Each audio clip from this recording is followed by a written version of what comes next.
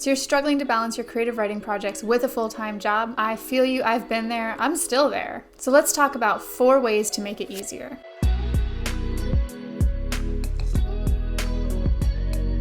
Hey, I'm Megan, and I've been a professional writer now since 2017. When I was starting out, I worked full-time as a communications and marketing writer, in addition to writing creatively on the side. Now I'm trying to fit in creative writing time on top of multiple part-time jobs and grad school. So here's what I would say to anyone wanting to balance writing with a full-time job no matter what field you're in. The first thing I would say is to fuel your fire for creative writing. In other words, how can you keep the excitement alive? What you don't want to have happen is for creative writing to feel like another job that you have to do after you get home from your main job. And most likely, a full-time job isn't even your only responsibility day to day. So how do we keep that fire alive? It might mean reading a book on writing. It might mean taking a class at your local library. I know one thing I love to do is reread the books that I loved as a kid, the ones that made me want to be a writer. So if you're feeling the slump or need a little bit more motivation, try taking an online class, maybe meet to chat about your story with your favorite writing coach, or just do something that reminds you why you started in the first place. The second thing I would say to anyone who wants to balance creative writing with a full-time job is to schedule time for writing and stick to it. Now, I know I say I'm big on not treating creative writing like another job, but you should still treat it like it matters. And that means setting a schedule you want to have. That way it's easier to stick to it. You don't have to be your own slave driver. If you don't have time to write for an hour every day, don't write for an hour every day. Don't make that your schedule. When you're juggling multiple responsibilities and trying to fit writing in, the best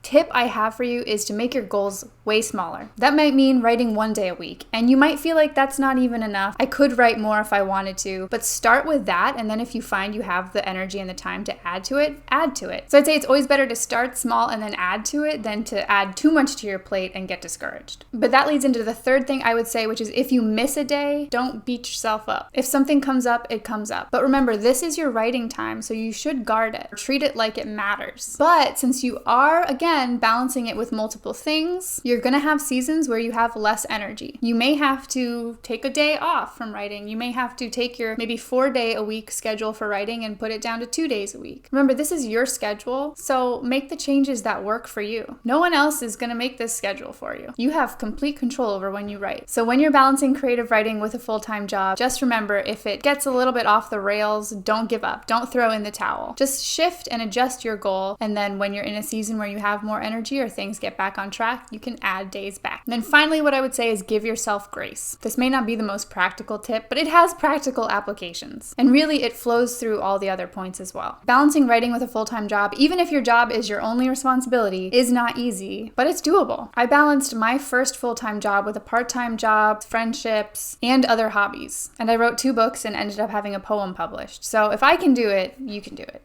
Now, as I said earlier, I'm in grad school, I'm working a few part-time jobs, and I'm still managing to write creatively, but you know what? I'm not writing every day. I'm writing 2 hours a week, which to me, in my goal-oriented, get tasks done kind of brain, feels like nothing. It's taken me a whole semester to finish 1 short story, but I'd rather keep writing every week and write slower than not write at all. So you can do this. Give yourself grace. That means when things do get messed up, when things happen that you weren't expecting, or you didn't write as much as you wanted to, it's okay. You don't beat yourself up. You don't hold yourself to higher expectations than you can manage. It doesn't mean you never push yourself. It doesn't mean there won't be days where you're like, oh, I know that today's my day to write and I'm supposed to get up at 5:30 and do that, but I don't want to. It doesn't mean that you can't push through those moments. You'll have moments like that, and you need to have some discipline and get up anyway. If that's your day to write, that's your day to write. It's like I said earlier, guard your writing time, but give yourself grace as well. It's not going to be perfect. Keep in mind that so many incredible authors wrote their masterpieces while working other jobs. In fact, I'd probably bet that most authors have full-time jobs and write on the side. It's the rare exception if an author is able to write full-time. So if they can do it and I can do it, you can do it, we can all do it. It's just committing to it and making it happen. All right, so just remember, if you're balancing creative writing with a full-time job, fuel your fire for writing. Keep the passion going. Do something that makes you feel excited about writing, that makes it fun. Then schedule your writing time and stick to it. Don't overload yourself. Expect that you may miss a day, that things aren't always going to go perfectly, but give yourself grace.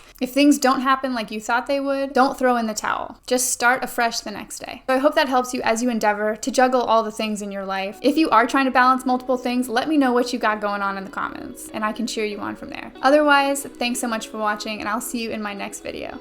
Take care.